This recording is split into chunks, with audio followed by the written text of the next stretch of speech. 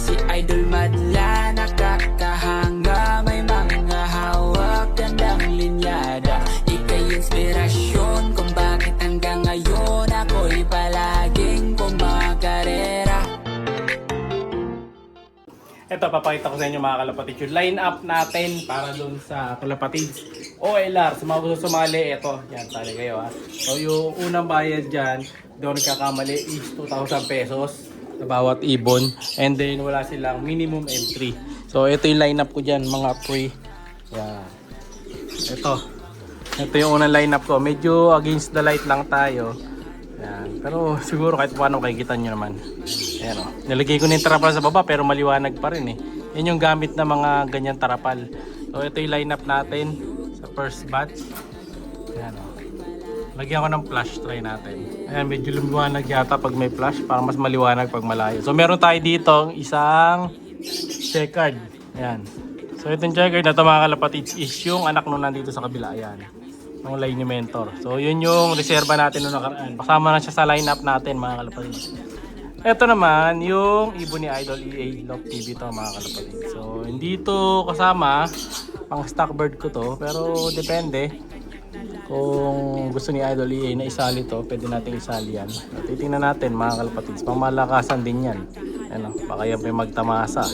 So ito naman sa kabila meron tayong tatlong pula. Ayan o. Pero isa dito ending bird, pina-ending ko yung isa mga kalapatids, yung isang checkered. May recheck tayo pina-ending bird. Pero ito isasali ko to sa OLR. Ayan. Itong red check. Ayan. Team 1 low price. Ayan o. Meron din tayong isang checkered doon. So yung checkered doon, kapatid nitong nasa harap. Ayan. Silang dalawa. Ayan. Yung dalawang nasa gitna na ibon. Ito naman, anak to nung, kung di ko nagkakamali, yung takloban natin to eh. Ito. Anak ng takloban natin. Yung nasa likod, yung stitch. Yun yung pina-ending ko. Kapatid nito mga kalapatids pula. Ayan, nangailangan kasi ako ng off-color na pampa-ending. So yun yung sinalang ko. No? So yun yung mga ending birds natin. So bali isang ending bird dito yung nasa likod na pula. Tapos sumunod yung blue bar yata na yun. Alam ko dalawang blue bar yun. Ito. So yung dalawa na to mga kalapatids. Dalawang ending bird yan. Pang next week naman yan mga kalapatids. Ayan. Sa darating na Sabado. Ayan o, mga ending birds natin, mga blue bar. So ito, pang susunod na week naman to. For ano to, for reserve. Para sa susunod na week ng ending. Ayan. Itong kalawang mga kalapatids. May kalawang tayo isa. Ayan. Pero kung may kukuha nito, ayan, bibigyan naman natin. Pero i-ending bird natin yan next week. Tapos, yung iba dito, ito may mga bulutong mga kalapatids. Yung ibang ibon dito eh. Ayan o. Kung nilagay ko dito, pinagsama-sama ko sila, may mga bulutong, medyo mga grabe. Ito grabe bulutong nito, ayan. Yung Basra line natin yan eh. Kaso ang laki ng bulutong niya sa mukha, oh. Kita nyo. Ayun oh. Hindi masyadong kita against the light kasi yung sa kabila, ito medyo lumiliwanag. So pinakamatino lang na nandito is ito na yata, yung tatlo na to. Ayun, saka yun nandun. Yung malalaang bulutong din nun, yung isa dun. No? Halos na tamaan tayo ng mga pulutong kasi dito sa loob mga kalapatids. Ito, meron pa ako dito.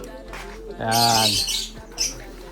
Ito naman, yung mga bulutong din mga kalapatids. Itabi naman mga kalapatids. Pero pagka kulang tayo ng off color sa ending next week, ito, papa-ending natin to, yung off color na to. Ayan. Pero yung may mga grabing bulutong, syempre hindi natin sasama sa ending yan. Ito. Papending natin to possible. Next week, kung walang off color. Ay, meron na pala. Bisa na akong off color. Ayan. So, weekly kasi yung ending bird natin. May lagi minsan off color yan. Pero na lang talaga pagka wala akong makuha. Ito, meron pa ako dito. Dalawa. Speed bird. Ayan o. Ayan. Kaso may bulubulutong na rin. May sign na din. So, ganyan na mga itsura na kasi binigyan ko sila ng kanina. Taiwan soil. So, yan na lang yung mga young bird ko dito. Ito, meron pa dito. Ito, grabe din bulutong ito mga kalapatids. Oh. Mga pinasiter ko na puti. Naalala nyo nung nakain yung nang sawa yung anak nila. Di ba, dalawang off color nilagay ko. Ito na yun. Kaso, puro bulutong ang mga muka. Ayan o. Lalo na tong isa. Ayan. Pero halos binakbak ko na yung mga bulutong nila eh. Nilis ko na. So, kumbaga, mas mabilis na matutuyo yan. Saka mainit naman dito. Ito may young birds pa tayo dito, dalawa. Ito nasingsingan ko na to kanina. Ayan. Masili, Imbrek, Cross Japan. Ayan, latest na anak nila. Ito naman dito meron pa tayo. Bahay nito. Crack 52. Cross, ano tawag dito? Crack 52 Cross 699. Yung Vandenbroek, Taiwan. Ayan sila, dalawa na. Ito makinis to, yung mga nasa ibabaw natin. Walang bulutong eh. Halos kasi yung mga nandito, mga kalapatid, yung mga nagkabulutong na yun, dito nakapwesto sa baba. Ayan o. So yung anak ng ibon natin, si Speedbird Hinata, nandun isa, may bulutong din. Yun, wala. So halos na bulutong talaga tayo dito. Eto tingnan nyo, meron ako magandang off color dito mga kalapatid. Ito pakita ko sa inyo. Opal.